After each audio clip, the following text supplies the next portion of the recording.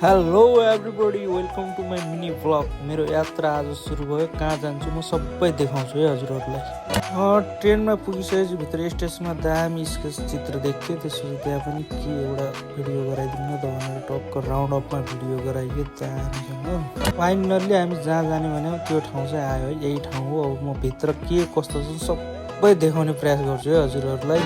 त्यसपछि हामी भित्र चढेर टक्क लिफ्टबाट माथिल्लो तलाबाट सुरु हुँदो रहेछ त्यो। अनि माथिल्लो तलातिर छिर्यौँ। अब लिफ्टमा जाँदाखेरि यसमा भिडियो सिडियो बनाइरहेको छु के कस्तो छ। मान्छेको चहल पहल एकदम बाक्लो रहेछ।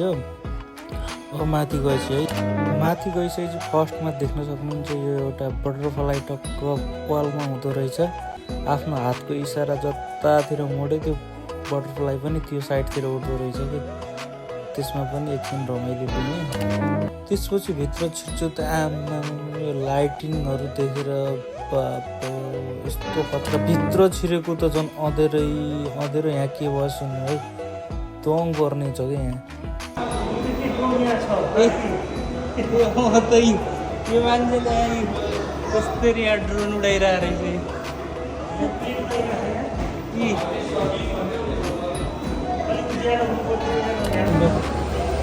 मलाई यहाँ पनि देखाइरह है लकडाउनको। यहाँ पनि देखाइरहेको छ, त्यहाँ पनि देखाइरहेको। ओ माई म त यार त्यहाँ त कडा बालिँदो रहेछु त यार।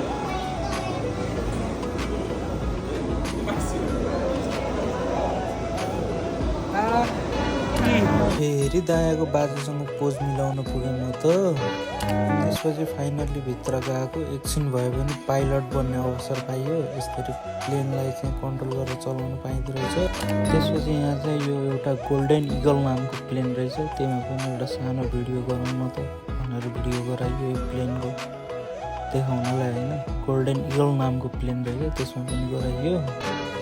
टक्क भित्र छिरेको यो बादलमाथि नै आफू भए जस्तो अनुभव हुँदो रहेछ।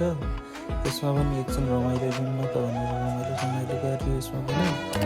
त्यसपछि फेरि यसो बादल हेरेर बाहिरतिर निस्केर उता कोठा देखिरहेको थिएँ मैले के रहेछ त भनेर। फेरि त्यो कोठातिर हिँड्दै गइरहेको थिएँ होइन। टक्क लाएर बाहिर चाहिँ देखिरहेको थिएँ। अब देखाउँछु नि त त्यो पुरा स्पेस खालको। यो एकदम हामी घुम्न गएको चाहिँ साइन्स सम्बन्धीको हो कि सबै ल्याबहरू भएको सबै होइन। स्पेसमा के हो नि रकेटदेखि लिएर के हो यो होइन। पुरै खतरा साइन्स सम्बन्धीको चिजहरू रहेछ त्यहाँ देख्न पाइँदो रहेछ। एकछिन हेरियो कहाँ के छ कहाँ के छ हेरिसकिएन कि भनौँ न। त्यो धेरै टाइम लाग्ने रहेछ। तै पनि हामीले सर्टकटमा हेर्दै हिँडिरहेको थियौँ। रकेटहरूमा यसो चित्रदेखि लिएर यो वाला सबै रहेछ। अनि यसमा चाहिँ सानोतिनो स्मरणको लागि भए पनि भनेर एउटा सानो क्लिप लिन चाहेँ मैले त्यसमा। अनि फेरि अगाडि बढेँ। अलिकति अगाडि के बढेको ओ माई गड, यहाँ त जीव जनावर चराचुरुङ्गीहरू यस्तो रियल देखिने कि आमा। एकछिन त कन्फ्युज के साँच्चीकैलाई यसो नराखेको हो कि बनाएको हो कि।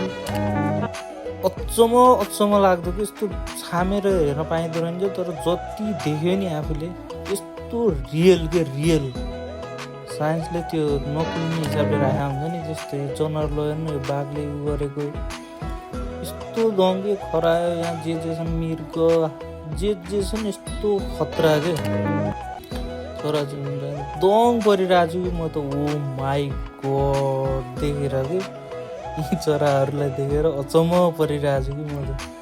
यति नेचुरल खालको कि बट साध्यै छैन कि यसको बयान गरेर अचम्म लाग्दछ यार। त्यसपछि त्यो अगाडि त्यसमा हेरेको होइन भित्र यस्तो दामी माछाहरू राखेको कि फिलै अर्कै आउने कि। अलिकति अगाडि हेर्छु त भित्ता गङ्गटो आमामा कति ठुलो थियो गङ्गटो भनेपछि दङ्गे। त्यसपछि फेरि अगाडि बढ्यो चाहिँ एउटा पृथ्वीको ऊ रहेछ होइन। यो पृथ्वी 24 घन्टा घुम्नुपर्ने चिज घुम्दो रहेछ। त्यसलाई यसो हेऱ्यो नेपाल पत्ता लगाइयो यहाँ पनि। ओ माई गड यो पनि फेरि खत्रै मान्छेहरू के शिकार गर्ने जमाना गराएको थियो।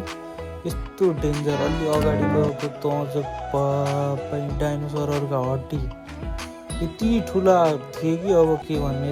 कस्तो खतरा खालको हड्डीहरूबाट डाइनोसरको गराइरहेको रहेछ त्यो पनि हेरियो। फेरि अगाडि बढ्दैछु म के देख्छु देखाउँछु है। अलिकति बाहिर निस्किँदा दाइले के भन्नुहुन्छ सुन्नु है त। यो मा निस्किन्छ पुरै गरेर पुरै खान्छ यार के भएर साँच्ची त्यो यति अहिले यति सकेपछि बाहिर निस्किन्छ खै त आयो नि त ए आयो हल्लियो यिनी पनि हल्लिए आयो दाइ आयो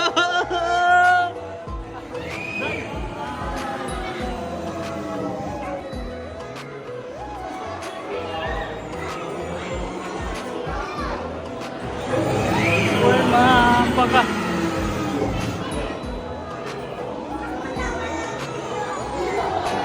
त्यसपछि बाहिर निस्किएर यसमा चाहिँ यसो हुन्छ नि रमाइलो लाइटिङ खतरा रहेछ फोटोसोटो खिचियो। यता फेरि छुट्टै भित्तामा स्पाइडरम्यान रहेछ यसलाई पनि हेरौँ न त भनेर हेर्थ्यो। फेरि अगाडि बढ्छु अर्को के सुपरम्यान हो कि के रहेछ त्यसको नाम मलाई थाहा भएन। झन् अगाडि बढेको त ओ माई गड यहाँ फेभरेट हल्क पो रहेछ त ओ माई यसको ज्यान देखेर त फेरि यता यो चाहिँ हो क्या सुपरम्यान यसलाई पनि एकछिन रमाइलो लियो। हेर्दै अगाडि बढ्दैछौँ अब बाहिर निस्किँदैछौँ है। लगभग कुरा हेरे चाहिँ बाहिर चाहिँ एक ठाउँमा रेस्टरुम रहेछ त्यहाँ एकचोटि बसेर आनन्द चिसो हावा आउने रहेछ त्यहाँ बस्यो अनि फेरि बाहिर निस्किँदैछ। भित्र त भवनभित्र त्यस्ता चिजहरूको अब यहाँ हेर्नु है बाहिर त पुरा खत्रै खालको डाइनोसरहरू रहेछन् कराइरहेको यस्तो आवाज पनि के यस्तो डेन्जर आउँछ सुन्नु है आवाजहरू।